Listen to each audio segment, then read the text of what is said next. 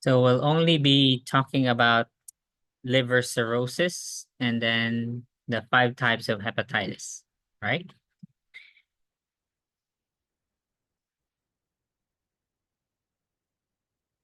Now, the way the chapter is set up, let me show you the outline. So we're on chapter 43. The way it's set up is, so we start with the anatomy and physiology, and then they proceed with the manifestations. Okay, so cirrhosis isn't until later around here. All right. So, but these are all only because that's why they put them separately, is because these manifestations are also present in other disorders. Okay, but they're all present. All of them can be found in one disorder. So that's the exemplar we're using, because liver cirrhosis will contain all of them. Okay.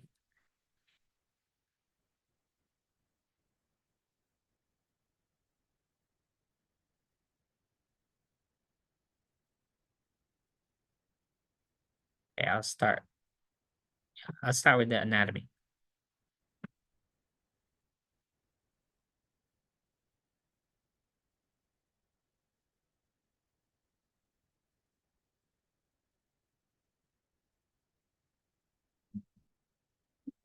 Not all of the organs are present here. So in this illustration, so we see the liver, then we got the gallbladder, cystic duct, the common bile duct, and then joined together with the pancreas, forming um, uh, the and then entering the duodenum. Okay, so the pancreatic and the bile juices will enter. Of course, what's the purpose of bile? To digest fat, correct? Right. So not illustrated here is the vascular system of the liver. Now, of course, the stomach is here, correct? Stomach is here, and that means the esophagus is over there, and then the portal vein is somewhere here, and then all the blood, therefore, coming from the esophagus, the stomach, all the gastric contents, lower extremities, including your reproductive organs, have to pass through the portal vein. So everything passes through the liver. That's the last stop before entering the inferior vena cava. Are we clear? All right. You've all seen liver tissue, correct? In a supermarket. Or if you don't eat liver, you've seen it in a movie, for instance. Hey, but who does not know what a liver, fresh liver looks like? Okay, everybody has an idea. So if we put that liver on the grill for even just 1 minute and then turn it over for another minute, what happens to it? It shrinks, right? Okay. So what happens to the blood vessels in it?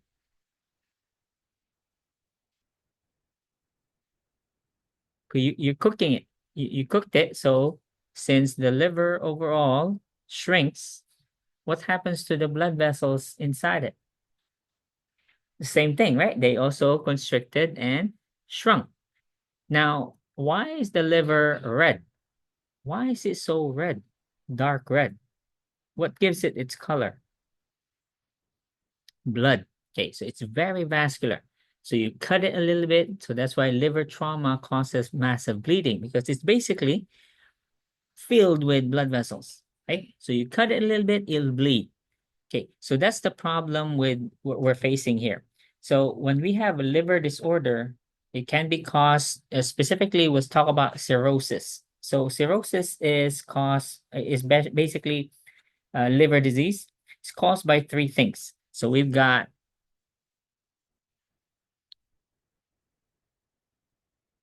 Lennox cirrhosis, which is alcohol. Majority of the causes is alcohol.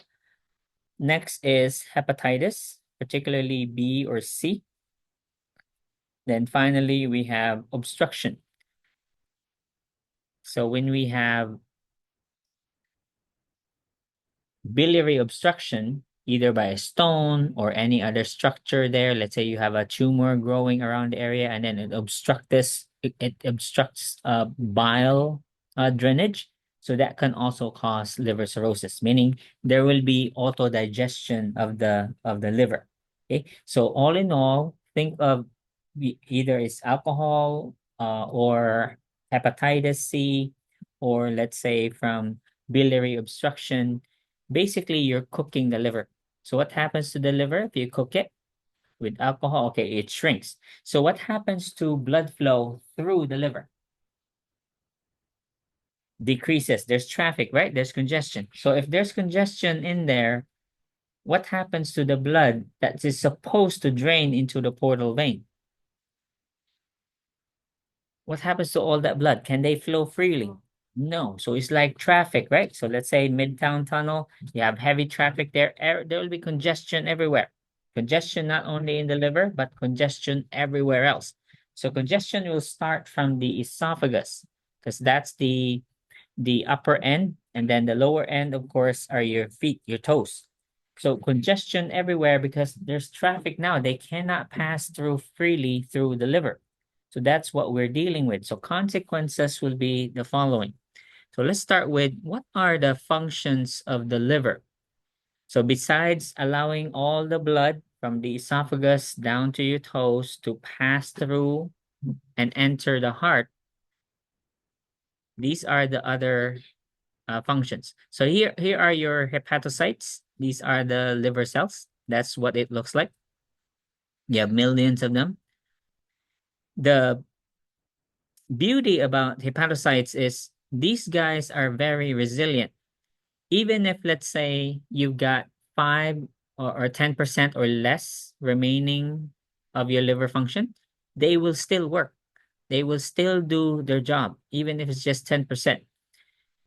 That may sound good news. That could also be bad news because symptoms don't typically appear until your liver is less than 10% functional. So cirrhosis, once you see the manifestations, is it early or kind of too late? It's kind of late. Okay. So education, therefore, is best because once the liver is gone, I mean, all we need now, the only thing left to do is a transplant. Okay, and that's not easy to get. So here are a few functions of the liver that will now be absent as a result. First is glucose metabolism. So we know excess sugar, anything we eat in excess of what we can't consume right at this moment is stored as glucagon, correct? Glycogen, sorry, is stored as glycogen in the liver. And then during fasting episodes, let's say you're sleeping, okay, 8, 12 hours. So that's our source of glucose. So we break down glycogen. So the body will release glucagon, break down glycogen from the liver, turn that into glucose. So that's our emergency store. Another big function is ammonia conversion. So basically, the only organ that eliminates ammonia is the liver. So therefore, if the liver stops working, what happens to your ammonia level? It increases. So since ammonia comes from protein metabolism, so when we metabolize protein for energy, one of the waste products is ammonia. What will we have to do with the protein intake once the patient has liver disease? We have to limit it. We'll have to qualify the limitation though, because do we need liver? I mean, do we need protein to fix stuff, for building blocks and repair, tissue repair? Yes, we need it. And when we have liver damage, we need to continue to repair it somehow. So there will be a catch-22 here, wherein we can't absolutely restrict liver strictly because we need some protein too. But so therefore, once the patient has cirrhosis, the decision about how much protein to give is the patient's what level? The ammonia level. So once the ammonia level is sky high, then we'll have to restrict the protein. Okay, so it's all based on the patient's ammonia levels. The consequences here is if we have no functioning liver, meaning because the liver will turn ammonia into urea, and then urea, of course, excreted through the urine, correct? Through the kidneys.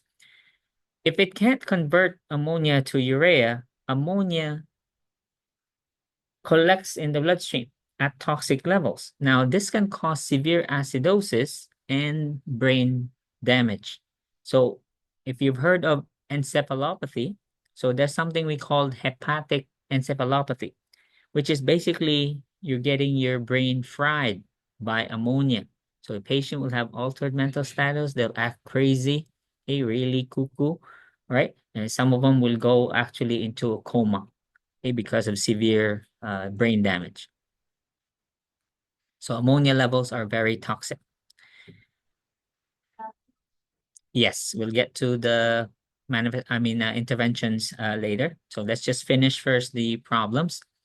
Another function that will be absent now is protein metabolism. Since the liver does majority of our body's protein metabolism, albumin levels therefore will drop. And as you know, plasma is made up of 70% water, about 25% albumin or protein. So if your protein levels drop, what will happen to the fluid volume in the plasma? It will decrease. The fluid will go, it will leave the plasma because now you've disturbed the concentration. The osmotic pressure of plasma decreases because you lost protein. So water, to equalize, to achieve homeostasis, of course, water will leave the bloodstream.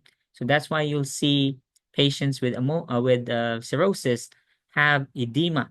They'll have big bellies because it's filled with water. They'll have edema in the lower extremities. Okay, so in fact, when you have a Chinese, African American, a Filipino, a Caucasian, other races are there. Okay, all other races, if all of them have cirrhosis, they look like their brothers and sisters. Okay, they look alike. Okay, because they all look yellow. They all look yellow. They all look like big bellies, edematous extremities, lower extremities. And then another consequence here is protein, besides protein metabolism, is also vitamin K synthesis. So therefore, we need vitamin K to make clotting factors, correct? So no more vitamin K synthesis as well. So is the patient able to make normal levels of clotting factors? So that this puts the patient at risk for what? Bleeding. Okay. Another is fat metabolism. This is not very life-threatening, so we can skip this. So is vitamin and iron storage. Of course, over time, though, this will cause anemia. And the patient will, of course, have poor bile formation, which means there will be changes in the digestion. Stools will also have a different color as a result. Look weird. It will smell weird as well. It can even contain some fat. So your stools will have fat, which is really stinky. And because bilirubin excretion is now affected because the liver cannot excrete bilirubin, so this will, of course, be excreted through the skin. So now the patient will have yellowing of the skin, yellowing of the sclera. And then finally, drug metabolism. This will limit our interventions because now we cannot give the patient too many medications because drug metabolism is now inexistent. The liver has to metabolize drugs. So therefore, the doses here will have to be changed. If not, we'll have to limit the number of medications we can give to the patient, okay, once there is cirrhosis. Doesn't mean we don't give meds anymore. We still do, but we'll have to change the dosing to take into consideration the patient's liver function. So these are the functions that will be absent now or considerably decreased. Let's go to the next problem. So the patient's manifestations, let's talk about diagnostic evaluation first. So there are a few diagnostic tests here whenever we suspect liver dysfunction or liver failure. First are liver function tests. So there are two main, that's actually a chart here. Okay, a table. So table 43-1, we have bilirubin, serum protein studies, so albumin, amino acids, and the bleeding times, PT-INR, ALK, and AST. No, sorry, ALT and AST. Uh, cholesterol levels, because of course, again, fat metabolism, and then ammonia. So for our purpose, especially on the exam, it will be the ammonia, AST, ALT, PT-INR. All of those will be decreased or increased. All of those will be increased. What about protein? Protein will be decreased. What about platelets? Decreased. Other diagnostic tests are usually invasive. Number one example is a biopsy. Say you have a tumor growing on your liver, for instance, so they'll have to take a needle biopsy. Number one complication of that is bleeding. Other non-invasive testing would, of course, be CAT scans or ultrasounds.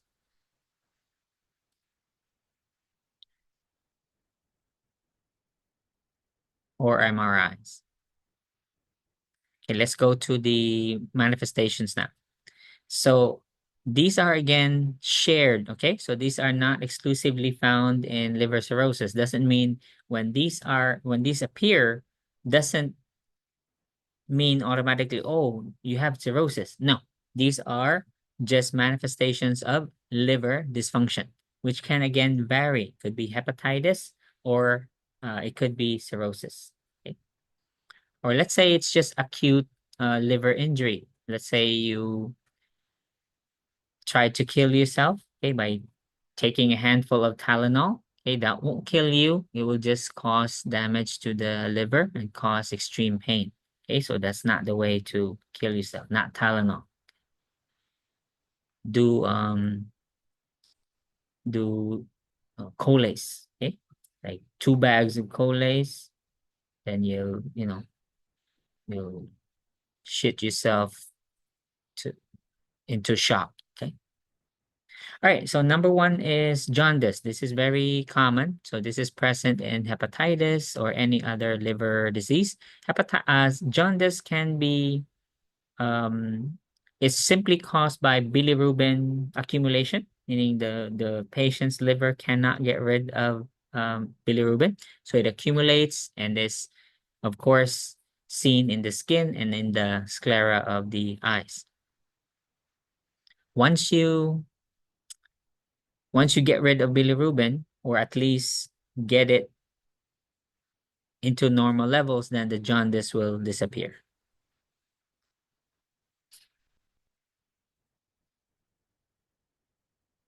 I don't really need to qualify the type of jaundice because they will all look the same. The differences here is just how did they form? Okay, so there are different causes of jaundice. So there's hemolytic. Obviously, hemolytic is from destruction of red blood cells, which could be either from an autoimmune or a transfusion reaction. Okay, so the same thing for hepatocellular, etc. Okay, but they all will look the same. It's just a matter of what caused it. Okay, let's discuss portal hypertension. So this is now what I meant earlier with congestion. So when you cook the liver, either in any one of those causes, alcohol, hepatitis, or biliary obstruction, you shrunk the liver, you shrunk the blood vessels. So there will be portal hypertension. As a result, there's congestion not only in the lower, but also the upper parts of the body, specifically in the esophagus. The danger here is which will be discussed separately. The patient will have what's called varicose veins in the esophagus. Now, the varicose vein is not outside. So we've seen varicose veins, right? In the family, or maybe one of us here, a few of us have varicose veins. They appear on the surface of the skin, correct? These varicosities, though, that we're talking about here, are not outside the esophagus, they're inside. So therefore, when you have varicose veins inside your esophagus, what will happen if you swallow tacos with lots of hot sauce, chicharron, which are not thoroughly chewed, okay, or any other um, hard or tough to swallow food? What will happen to the varicose veins? Can they rupture? Can you tear them? Yes, and then when they rupture and tear, what will happen? Massive bleeding. Okay, so the patient will literally bleed to death. So this is one of the causes of GI bleeding. Management, of course, there will be emergency management, but as far as GI bleed itself, it's managed the same way as the GI bleed in peptic ulcer disease. Except of course, if it's really massive, then we'll talk about the rescue therapies a little bit later under management. So the problem in portal hypertension is, yes, the patient's blood pressure will rise, and then this will of course be managed with beta blockers or calcium channel blockers. But the consequence is edema. There will be the edema, if it collects in the peritoneal cavity, is called ascites. And of course, if it collects in the legs, which will eventually happen, so we just call that edema. The nature of the edema here are caused by two processes. One is the congestion, okay, because of the portal hypertension, meaning the veins are so distended that they will just push water out. So the process of that formation is what? What caused water to come out of the capillaries of the blood vessels? Hydrostatic pressure, right? So just sheer pressure of blood. Okay, so distending the veins, of course, smaller molecules like H2O will come up. The other cause of the ascites and the edema in the lower extremities is the decreased pressure because of decreased plasma osmotic pressure. Remember the albumin levels? They drop, right? So therefore, there is now a imbalance between intracellular and extracellular osmotic pressure. So what happens to intravascular osmotic pressure now? That you have lower albumin, lower pressure. So now the cells and the interstitial spaces have higher pressure as a result. So water, of course, according to osmosis, will move to an area of greater concentration. So two causes of the edema here and the ascites. One, hydrostatic pressure due to congestion. Second, decreased osmotic pressure because of the loss of albumin. So here's ascites. So again, one of the consequences of portal hypertension is ascites. And I already mentioned earlier the low albumin that will contribute further to the ascites formation. Is there supposed to be that much fluid in the peritoneal cavity? No, this is way too much. Yes, we normally have some peritoneal fluid, but only a few milliliters, okay? Only for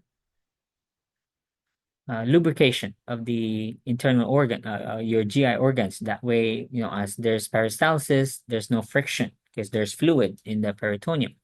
However, if there's too much fluid now, can bacteria grow in this stagnant fluid?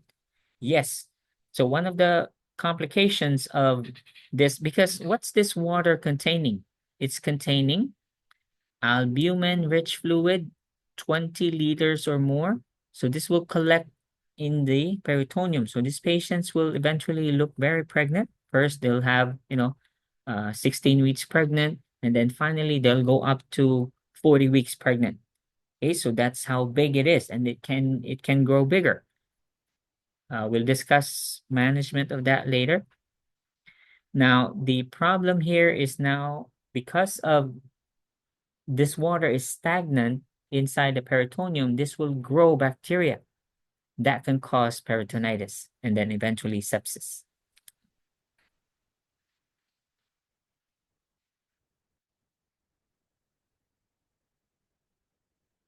Okay, so manifestations, of course, the patient will have a big belly, and then there will be, because you're distending the abdominal wall now. So what will happen to the skin? What will the skin look like?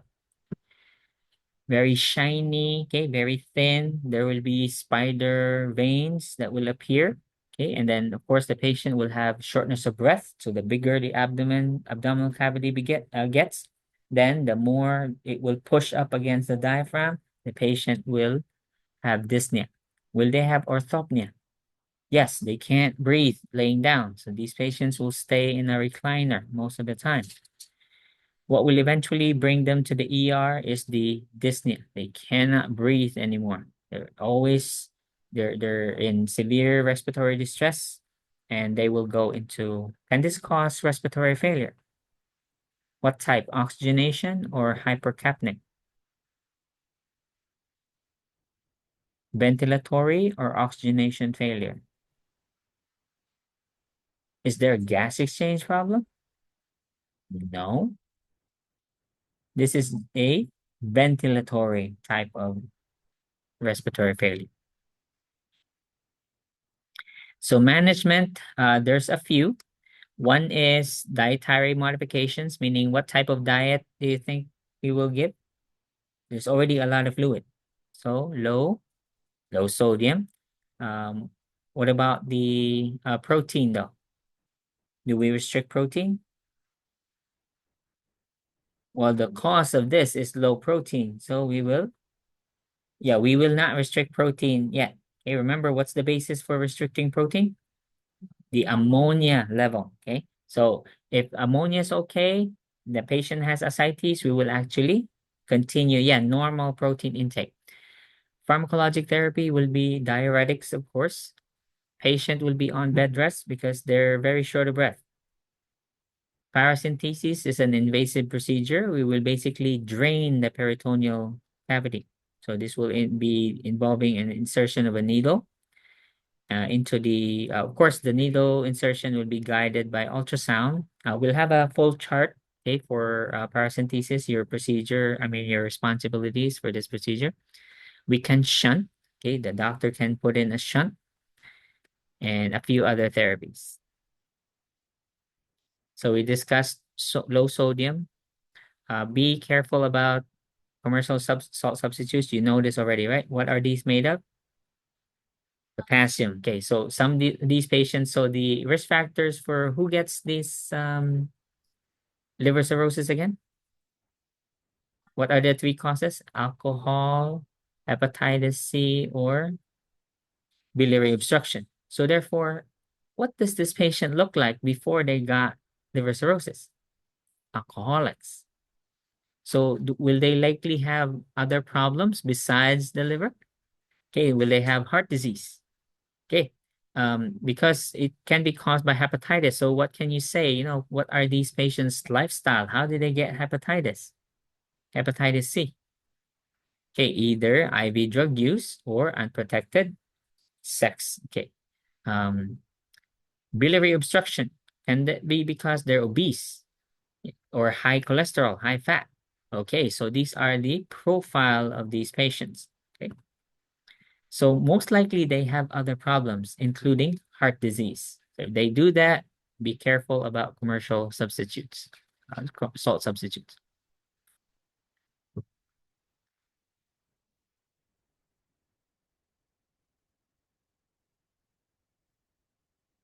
So for medications, diuretics will be used. This will be a combination. A doctor will decide and pick. There'll be multiple diuretics that will be given, Lasix and or spironolactone together sometimes. Now, the complication, or what complicates rather the diuretic therapy is, what do you think is this patient's blood pressure? So far in your understanding about liver cirrhosis, protein is low, correct? So what happens to water in the blood, in the plasma, it comes out. So therefore, what happens to intravascular blood volume?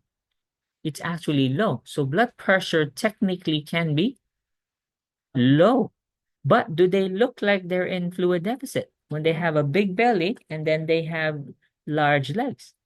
No, they look like they are in fluid overload. However, the opposite is actually happening intravascularly because this water was supposed to be inside the blood vessels. Why are they outside now? What are they doing in the peritoneum and in the legs? Exactly, because the protein is so low, they cannot stay in the blood vessels. They have to come out because of homeostasis. Okay? So before you give these diuretics, what must you assess first? Okay, make sure blood pressure is at least over 100. Okay, so before you give the diuretics, make sure the blood pressure is over 100. I wouldn't give it if it's in the 90s. 90s, technically, that's normal, correct? But it will drop further once you give diuretics. But at least if it's over 100, you give the diuretics, it will fall into the 90s. Okay. So here's our target. Daily weight loss must not exceed 1 kilogram. 1 kilogram is equal to how much water? 1 liter. Okay, because 1 pound is 500 ml. So therefore, 1 kilogram is 1 liter. That's our target fluid loss every day. And there's no other way to measure that except daily weights. And finally, fluid restriction is never attempted, okay? Only until the sodium is very low. So the treatment for hyponatremia is actually fluid restriction. As far as the electrolytes, if there are any, because it can go either way. It can either go low or high, depending on the patient's kidney function, or whether or not there is already encephalopathy. Because once encephalopathy sets in because of the high ammonia levels, then the patient stops eating. Okay. All my cousins and uncles died from cirrhosis. Okay, so Escarda is like synonymous with alcohol back home. That's good thing in my family though we're not that bad. I mean we're not alcoholics, okay, but our cousins, our uncles, different stories, different problems, how they ended up with alcohol, but they all had yeah, alcohol problems.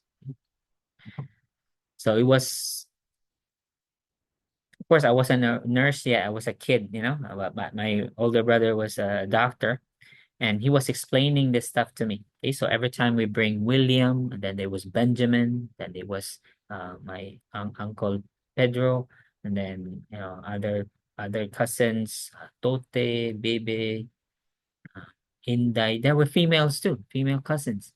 Um, So would you say Mario was okay. would you say addiction is genetic? No, they have. Let me give you a few examples. So William, his story was his wife was cheating on him, but he loves her so much that he just drowns himself with alcohol because he can't bear to divorce her. So when he's at work, his wife is at home bringing different different men. Okay, sometimes he even gets home and then you know the guy is just leaving. Okay, so different problems. So you can understand, right? So that's his story. Benjamin's another story, right? So different pathways how they got into alcohol, right? So, but mostly involving women for some reason. And three of my cousins' wives were named Lydia. I don't know why they just yeah, they seem to be drawn to Lydia. And all these women were anyway, no comment. So bed rest, especially when the patient already has ascites, okay, so they cannot because can they tolerate activity if their belly is so big? No, we put them on bed rest. So it increases the workload of the heart, and they will go into respiratory failure if you don't put them on bed rest. Paracentesis, this is the invasive procedure. Okay. This here in the first world, back home, we, especially in a government hospital, because we're trying to save money, we don't need ultrasound guidance. We just stick the needle into the belly button and then drain it. Okay. Here it's done via ultrasound. It's ultrasound guided.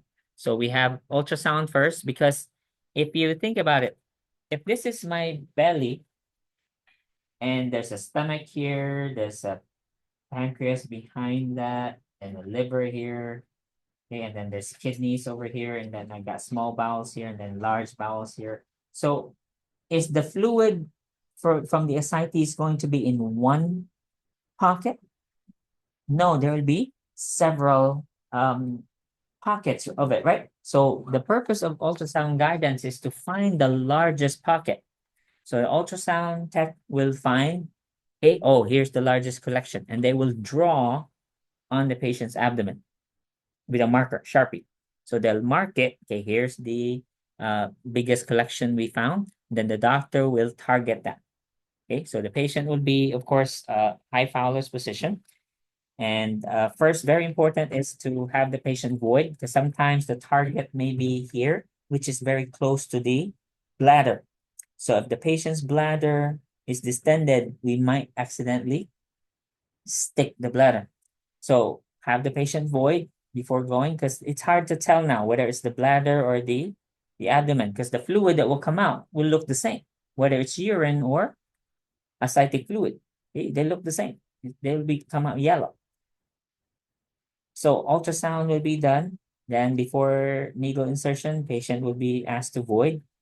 And then the patient, of course, will be, because again, this is just one pocket. So the patient will be asked to turn side to side so that we move the fluid. So they will all come out. So fluid can be 1 liter, 2 liter, 3 liter, 4 liter, 5 liters, 6 liters, okay, depending on the patient's tolerance. So the fluid removal will be slow, because we will monitor the blood pressure. Is the blood pressure okay? Okay, of course, if the blood pressure drops too low, we stop draining. Okay.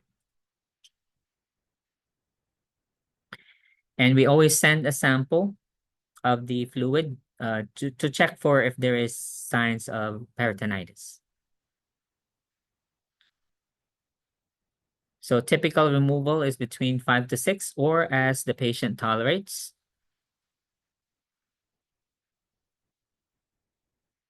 After the drainage, the patient usually receives albumin infusions. Albumin comes in a glass vial, 100 ml vial, just like your Alteplase or Tylenol IV. So we'll give albumin infusions so that the patient's blood pressure will at least stabilize because of the rapid fluid removal. And of course, this will also help with clotting factors, as well as replenish the patient's albumin, okay, and then restore fluid balance.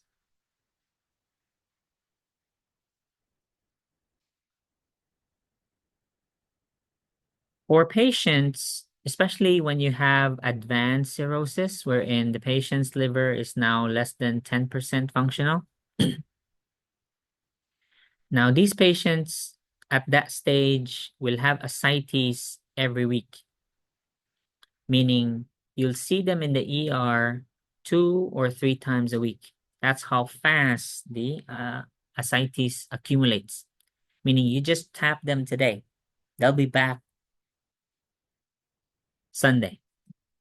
They'll be in the ER Sunday. Short of breath again.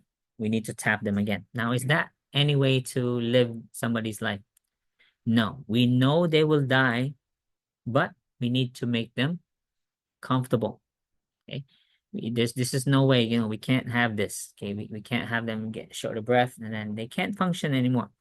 So what we'll do is perform tips.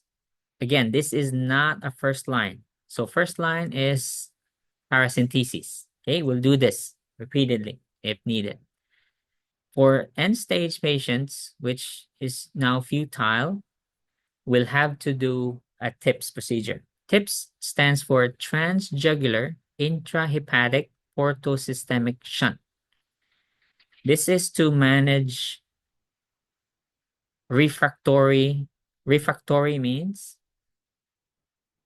doesn't respond to treatment. Okay, so refractory ascites or recurrent ascites, whichever one you prefer to call it, this is a last resort. Okay, so TIPS procedure is a last resort. Here's the figure, 1974. All right. This is the portal vein, and that's the inferior vena cava. So instead of the blood passing through the portal vein and then eventually into the inferior vena cava, which means if blood passes through the liver and the liver is 10% or less, no matter, or even 5% functional, will it still clean the blood? Will it still remove ammonia? It's still 5 to 10% functional. Will that 5 to 10% functional hepatocytes still do its job? Yes or no? Yes. Okay. There are still some functional cells left. So if blood passes through, will they still remove ammonia? Yes, not enough, but they still do. They remove ammonia, they metabolize drugs, whatever hepatocytes are left. Okay, so there could be a few scattered. Okay, so there is a few of them, only 5% or 10%. It's still functional. The rest are all good as gone. So therefore, even if the liver is diseased, there is still some fat metabolism, vitamin K synthesis, albumin, and fat metabolism, and then ammonia excretion. Okay, so it's still happening. Here in this procedure, why did we do this again? Why did we put a shunt? Because the patient is now end stage. Yeah, they're coming in 3 times a week for paracentesis because the belly keeps getting bigger and bigger and bigger. So now the doctor will do them a favor. Do you a favor. We'll put this shunt in. So they go through the neck, the jugular, from the jugular down into the inferior vena cava through here. So they'll pierce through the big portal vein and then bypass the liver. So this is now the sequence. So the pathway. So blood still enters here. However, instead of going here and then spreading to the liver tissue, they won't. They go straight into that shunt, bypassing the liver altogether, and then go straight into the heart. You see it? Will that relieve ascites? Because now, will there be congestion?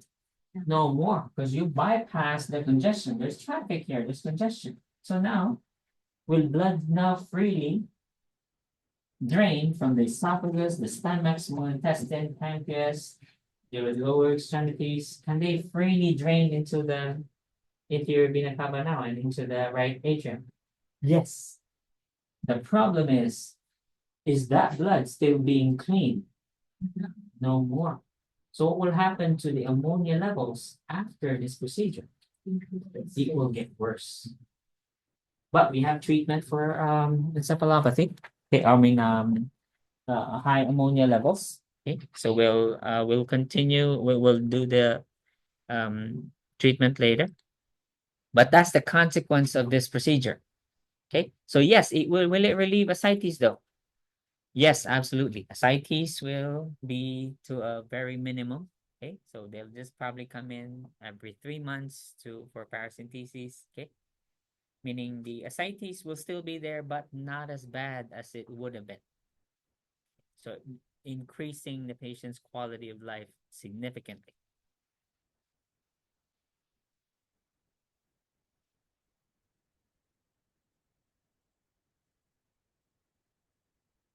So as I said, so refractory or refractive ascites is treated with TIPS. Again, however, because of the encephalopathy, what causes encephalopathy again? High ammonia levels. So high ammonia levels is a direct result of the TIPS procedure. Okay. So is this again a first line? No, this is a last resort. Okay. When nothing else can be done.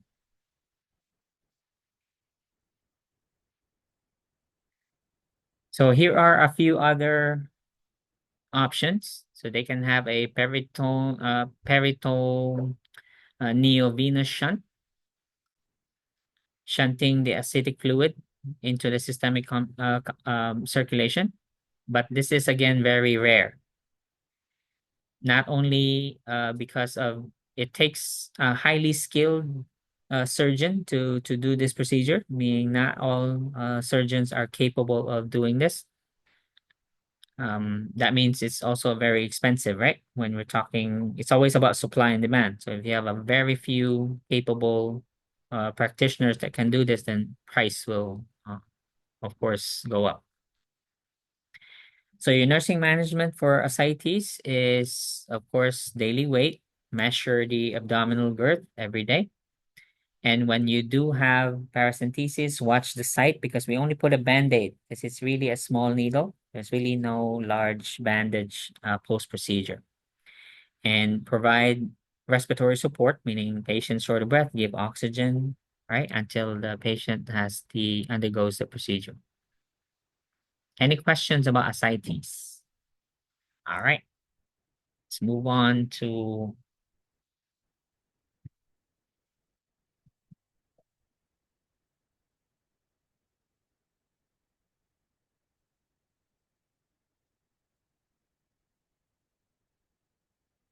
esophageal varices. So this is one of the acute life-threatening complications of liver cirrhosis. So it's present in 30% of patients with compensated and 60% of decompensated. When we say compensated versus decompensated, that usually just means this indicates the severity of the cirrhosis. When we say compensated, meaning the patient's body, the heart, the lungs, the kidneys are compensating for the loss of the liver. Others are decompensated if those organs otherwise are not. Okay, meaning the patient's unstable. So if you're decompensated, 60%. So therefore, that's still 90% total, correct? Whether you're compensated or not. So do we assume that each patient with a cirrhosis diagnosis has esophageal varices? Yes, that's very safe to assume, meaning whenever you see a patient with that diagnosis, big belly, assume they already have esophageal varices, which puts them at very high risk for bleeding. So they're very prone to rupture and can kill a patient within minutes once they rupture. So some of the medications here, of course, will be beta blockers, okay, or calcium channel blockers, whichever the doctor prefers, to cause vasodilation, to relax the blood vessels, dilate, relax. That way, they will less likely to rupture. But since that's not absolutely a guarantee, we always monitor the patient for signs of bleeding. We already know hemorrhagic shock, right? Or meaning hypovolemic shock. So those signs and symptoms. So let's recall GI bleeding in peptic ulcer disease. What medications will be given to either prevent or stop bleeding? PPI. Okay, very good. So PPIs will be given to decrease acidity. Another medication, especially when they're already bleeding, it's still later here.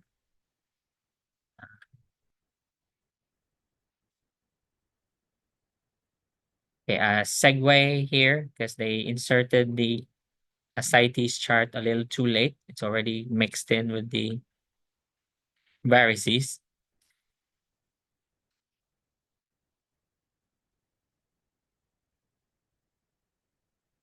I mean, they're self-explanatory. Just be, just remember if they do undergo paracentesis, what do you do before you send them to paracentesis? Have them void. Okay. And then, of course, you weigh the patient before and after the procedure and vital signs. Okay. So once esophageal varices form, just like varicose veins, they will stay there, right? They will get worse over time unless, of course, the circulation, the portal hypertension is managed well.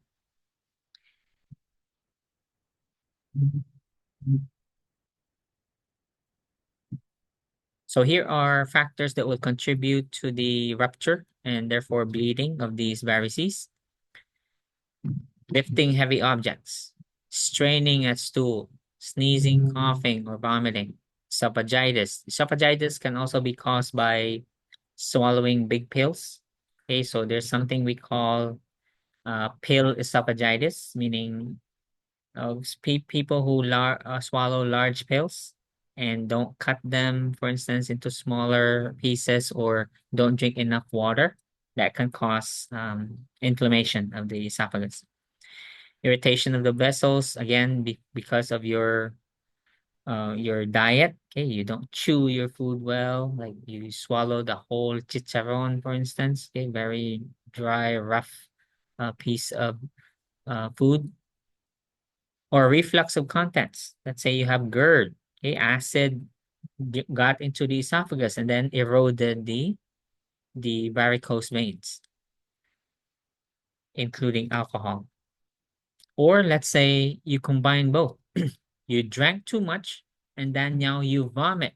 So now the vomit is both acidic plus contains alcohol. That's guaranteed to rupture um, the esophageal varices.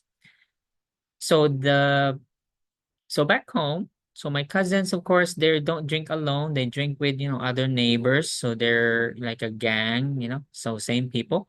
And they all look the same also. They all have big bellies, And if you ask them, why do you still drink? Look at your liver. At that point, their answer is already, what's the point? We're all gonna die. So they said, when we die, we're gonna look really, really messed up in our coffins. We're not gonna look healthy. We're really gonna look, you know. But they said, we're going out happy. That's what makes them happy. So with bleeding, depends on the number and size of the varices involved, will determine directly the amount of bleeding.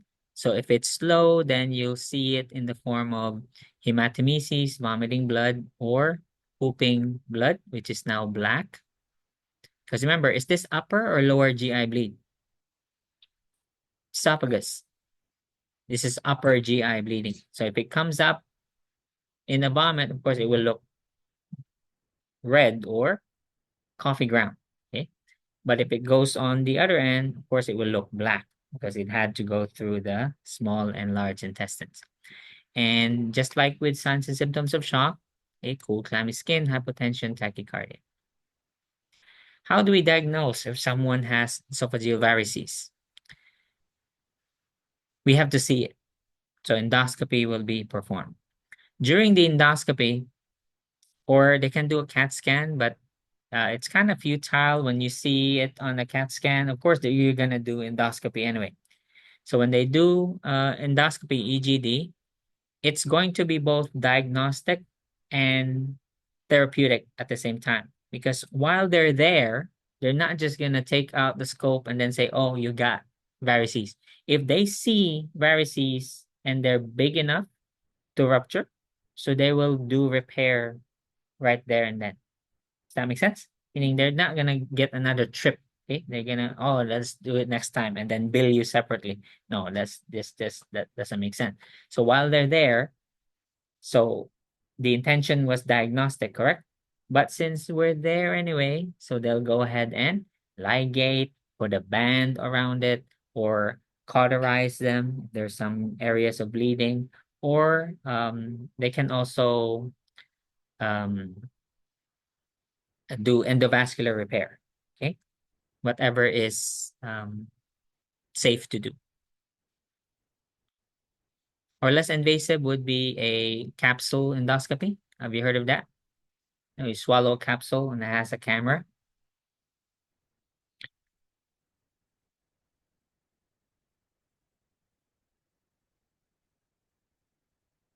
For portal hypertension. So this, of course, is measured directly or indirectly using a catheter, and then the catheter has a balloon.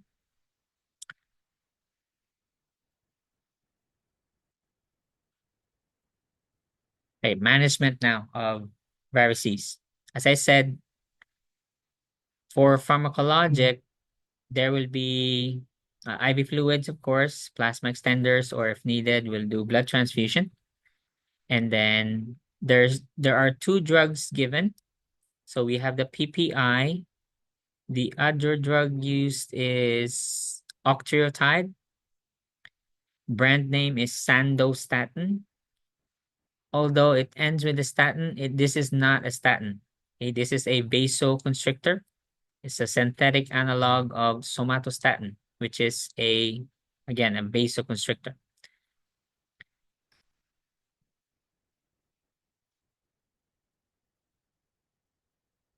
Octreotide can also be used to control. Have you seen people with ileostomies? Yeah. So the octreotide can decrease diarrhea. Okay, so for a patient with severe diarrhea, usually from having a ostomy, ileostomy, you can give them octreotide also. Although this one is IV, this is a continuous IV infusion. So you have this running continuously, and then you also have PPI running continuously. If used for diarrhea, it's usually given subcutaneously.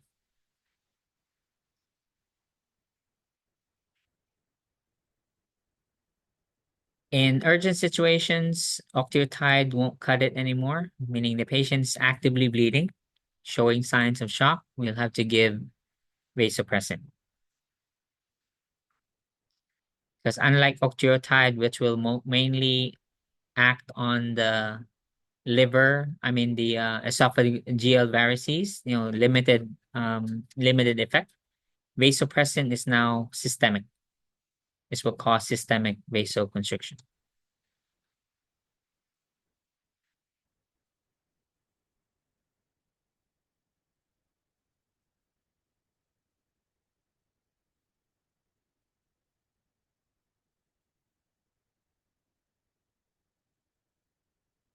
Oh, which reminds me,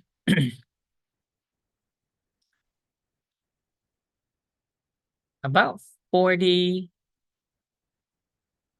more or less, maybe high 30s, questions on your final exam are on medications.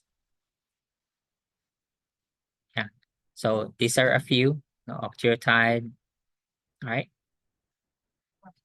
Yes, and that's a big chunk of your final exam. You want a list? Come on. Okay, I'll think about it. So here are the choice beta blockers. Propranolol is usually prescribed. Don't really see nadolol or carvedilol. It's usually propranolol.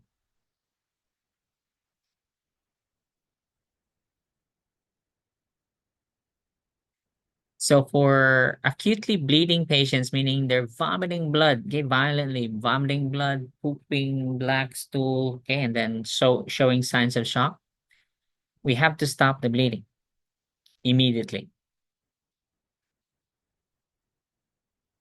The balloon is called a Sungstaken Blakemore tube.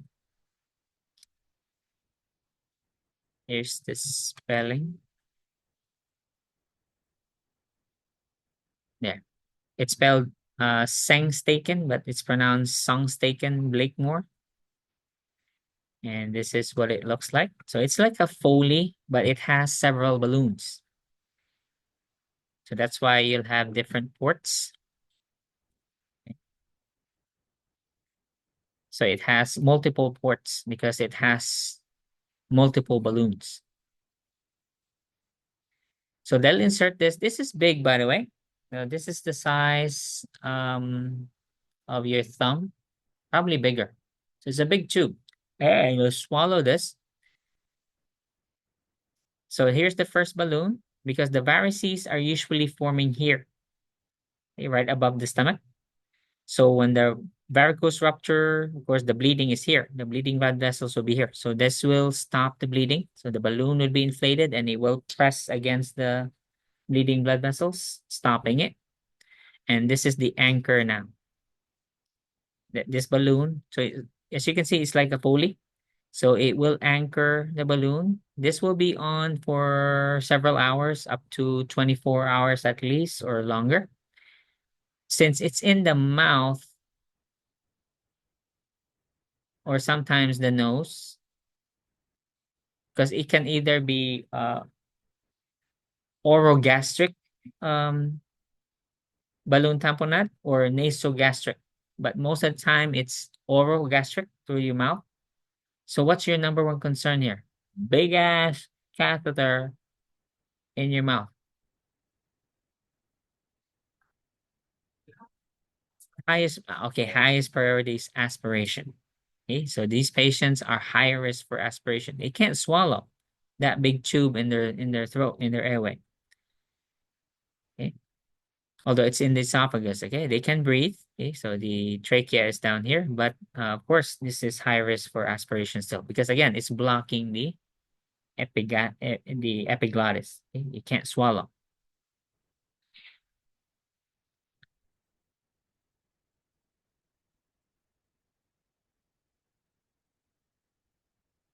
So the picture here, once we insert that tube, that means the patient is bleeding. So this usually happens in the ER. So expect a really bloody mess. It's like a war zone.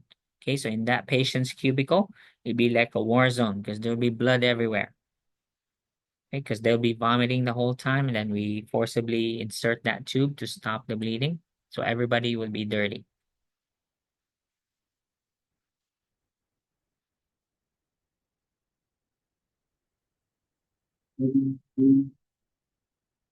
Okay, so again, number one complication if you have this orogastric balloon is aspiration, ulcer formation in the esophagus, and of course perforation, because again, it's a very big tube.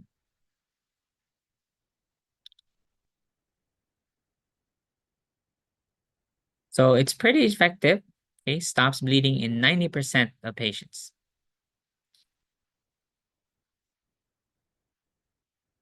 Sclerotherapy, this is the same as when you treat varicose veins in your legs. You know, they destroy the varicosities. You know, they inject a scleroting solution, basically closing the blood vessel, rendering it useless.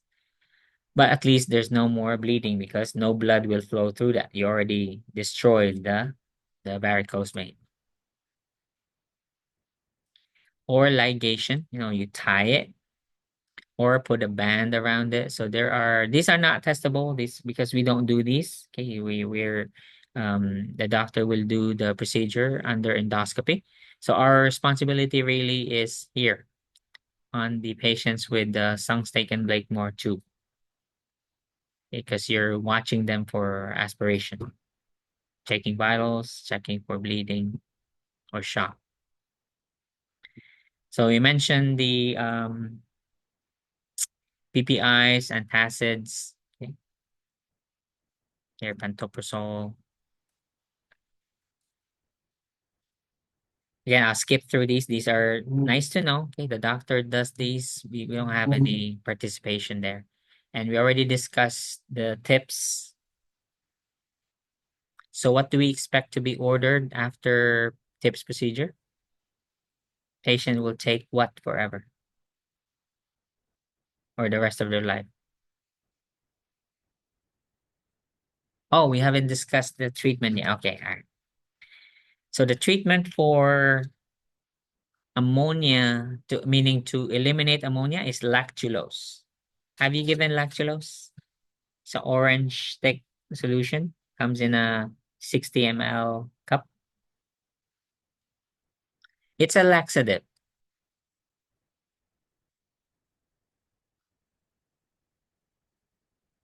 Okay, we'll also skip through surgical management. Again, we're not the ones doing this. It's the doctor. So care of the patient will be the same as any other post-op patient, which we did in chapter 16 already.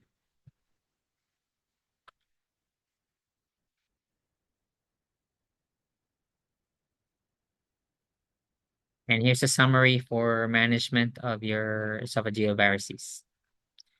Important thing to note again that assume the patient with cirrhosis already has, right? They already have esophageal varices. Okay, so here's the complication once your ammonia levels rise and cannot be eliminated. So this is life-threatening.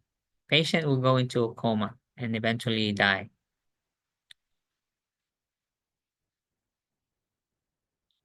So I've seen my cousins, so they entered this phase and then they were already unresponsive. Okay, so they had to be intubated because they're unresponsive. They can't protect their airway, so they all ended up in on a mechanical ventilator. And they didn't have, you know, living wills were not really popular at that time.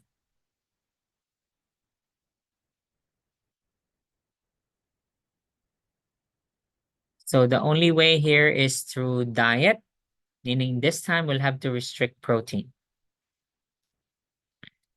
So it's directly tied to the ammonia level. So the higher the ammonia level, the lower the protein intake.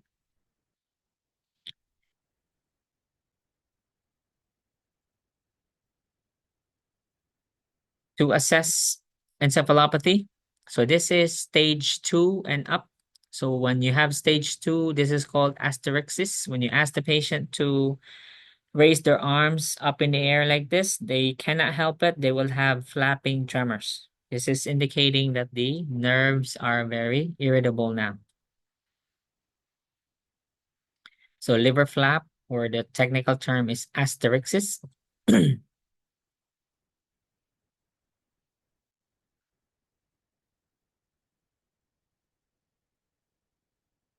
They also have poopy breath. And these are a few. We asked them to draw a star, and this is how will it come up. Indicating again, nerve irritation. There's now significant muscle incoordination.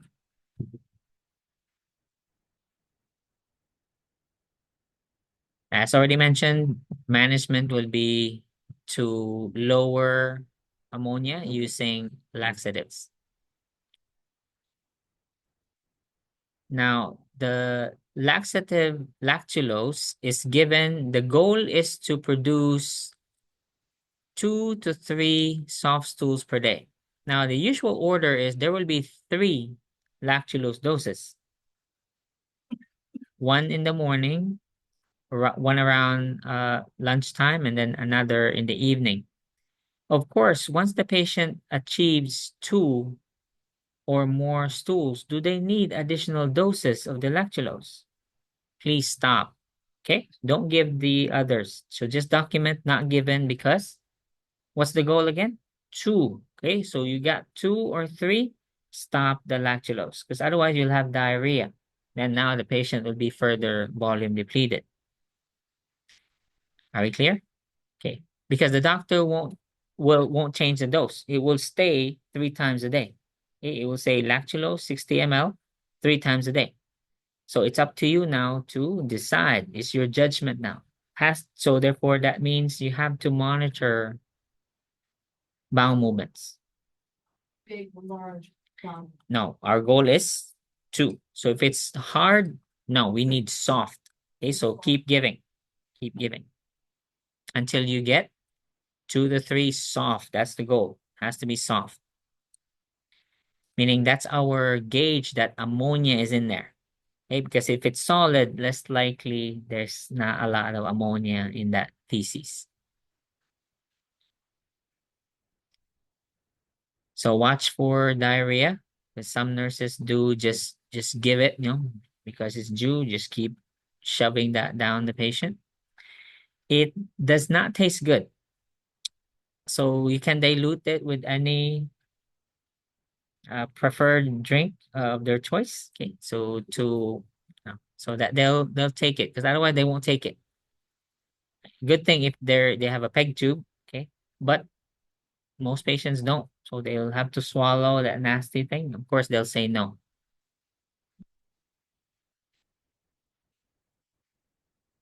Other choices are non-absorbable antibiotics. Okay, like these, for instance. This can be used to get rid of ammonia as well. This will be, of course, oral route. Okay, so they can give metronidazole, neomycin, rifaximin, but most facilities use lactulose.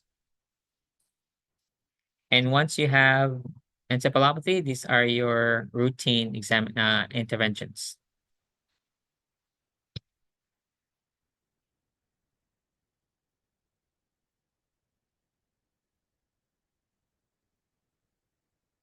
Um, Probably 20. Yeah, more or less 20.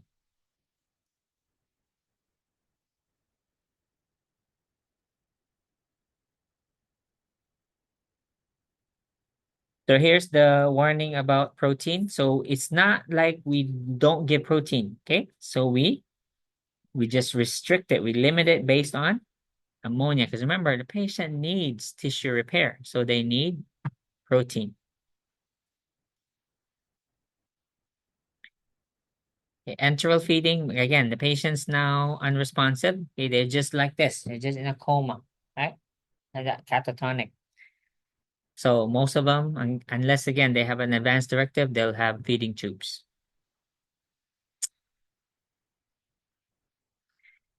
Take note of the medications you give, because the remember, the drug toxicity risk is increased here, because remember, these patients' livers are not functioning anymore. You won't be able to metabolize it.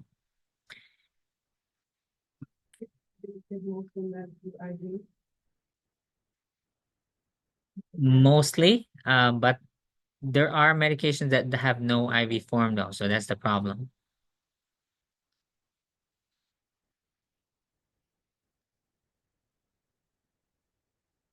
So whatever you do, whichever chronic condition you want to have, don't take, don't choose cirrhosis. Okay, it's not fun.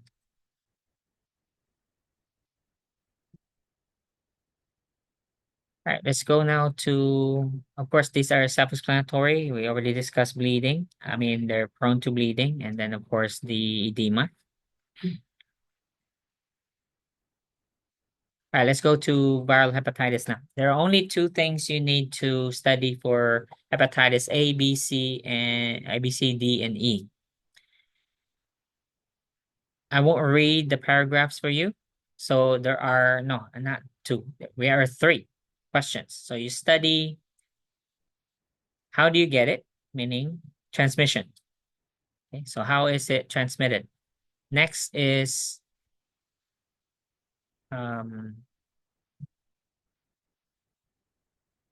prevention.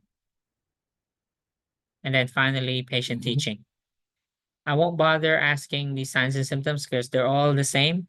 Okay, so similar to what you saw in cirrhosis. So patient will be yellow, okay? And then there'll be, depending on the type, because some, let's say viral hepatitis A and E, for instance. So the patient won't get to the ascites because it's a very it's so quick. Okay, and unless the patient is in some, in the woods wherein they're out of from away from civilization. I mean, no hepatitis A or hepatitis E patient won't go to the hospital.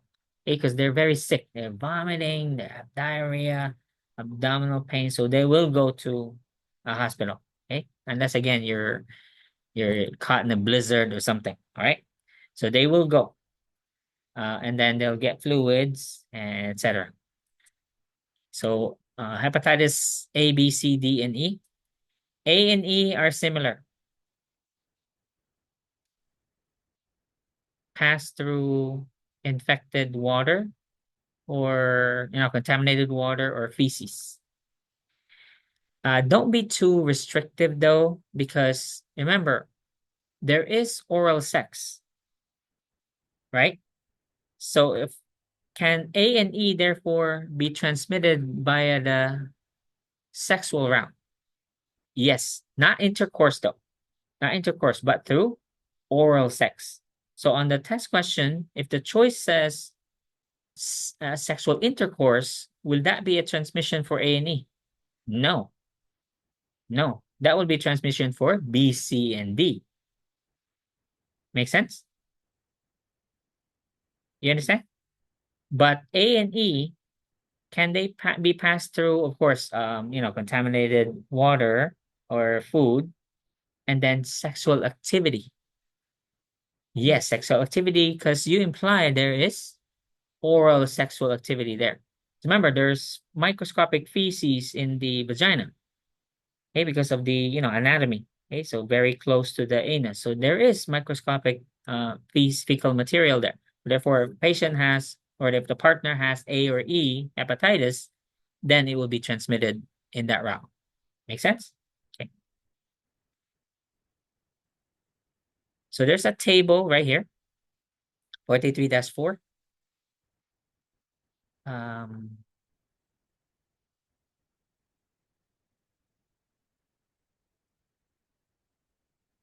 each page, by the way, will have each one. So it starts with A. Okay, so here A. So it tells you how is it transmitted. Um, prevention, of course, is cleaning, washing foods. Okay, and then bottled water, for instance, and then vaccination. There's a vaccine for A. Okay, and then okay, so here, this is what I mean. Okay, so hepatitis A can be transmitted during sexual activity. Okay, so not a sexual intercourse, sexual activity, which is oral anal or oral vaginal, for instance. Hepatitis A is not transmitted by blood transfusions, so only B, C, and D.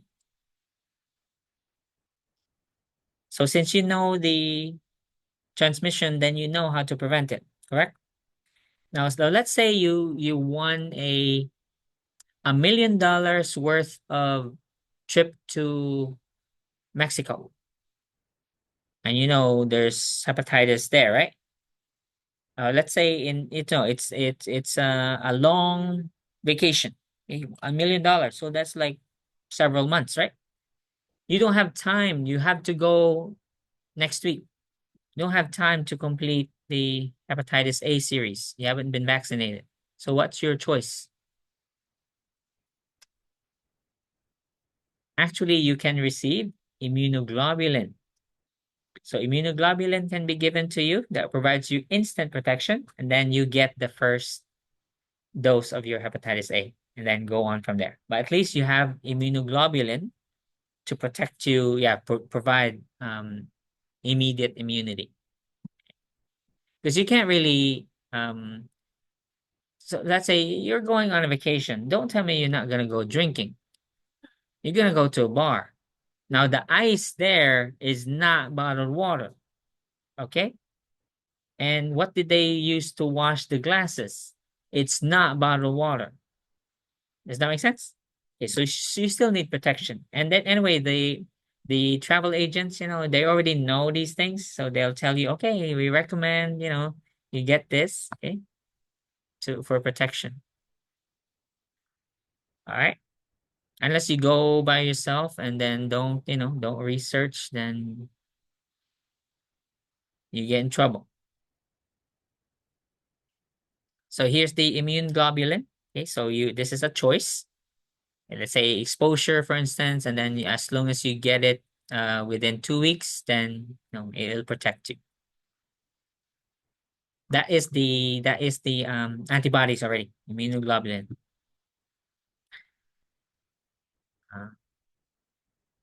Medication, I won't test you on that. So here's prevention. Okay, so wash, then avoid high risk behavior. Hepatitis B, this is bloodborne, so unprotected sex or sharing dirty needles. Hepatitis C, the same.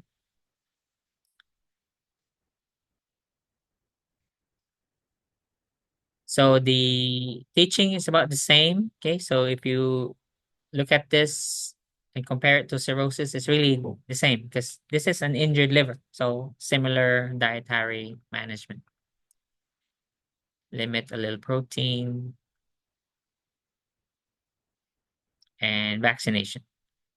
Okay. B. So bloodborne risk factors. Interestingly, you think that um occupational exposure is high, right? Needle stick injuries. I mean, I've been stuck a few times in my career, probably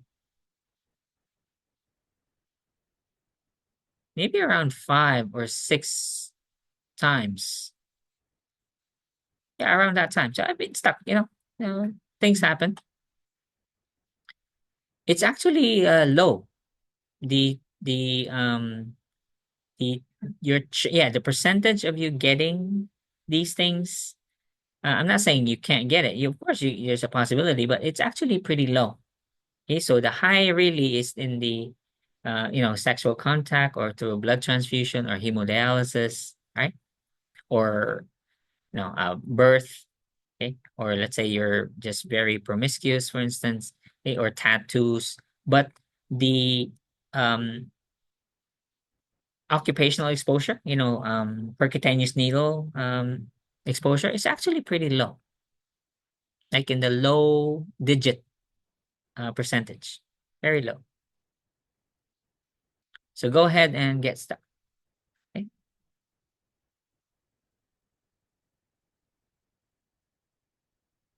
So best prevention is vaccination. And then if you're one of those that don't like vaccinations, then be careful.